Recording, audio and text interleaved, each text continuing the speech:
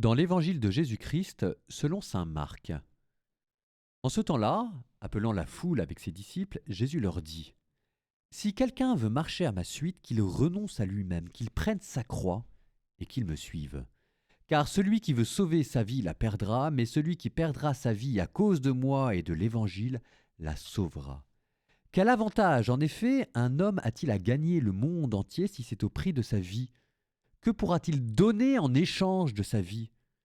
Celui qui a honte de moi et de mes paroles dans cette génération adultère et pécheresse, le Fils de l'homme aussi aura honte de lui, quand il viendra dans la gloire de Dieu son Père, avec les saints anges. » Et il leur disait : « Amen, je vous le dis, parmi ceux qui sont ici, certains ne connaîtront pas la mort avant d'avoir vu le règne de Dieu venu avec puissance. »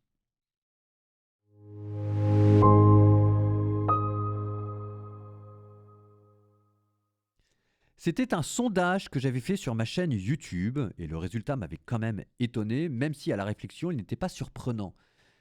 Qu'est-ce que vous attendez de l'Église ? Eh bien, à 40%, la première réponse était qu'elle me permette d'être fier de ma foi.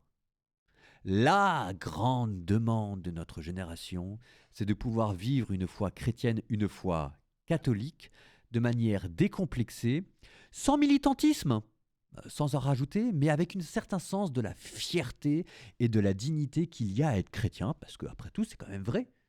C'est quand même la plus belle religion au monde. Et ça fait singulièrement écho à l'évangile d'aujourd'hui.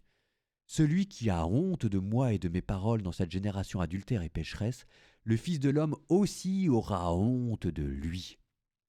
Là où c'est terrible, c'est que, à entendre les gens quand ils me disaient ça, on avait le sentiment qu'ils trouvaient que l'Église avait honte d'être chrétienne.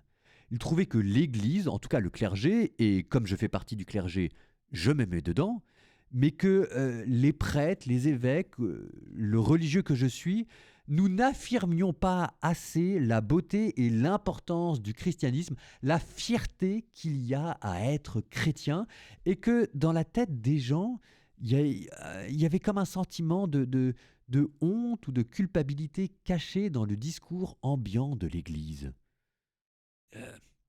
Je le dis alors que ça me choque et que ça me chagrine, et que je le prends comme un désaveu de ce que je dis et de mon discours, mais quand même, est-ce que vous pouvez imaginer critique plus dure à l'intérieur de l'Église de notre manière de communiquer ?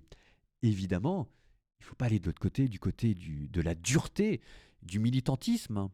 Euh, mais quand même, il y a là, je trouve, singulièrement de quoi méditer et à relire l'Évangile d'aujourd'hui.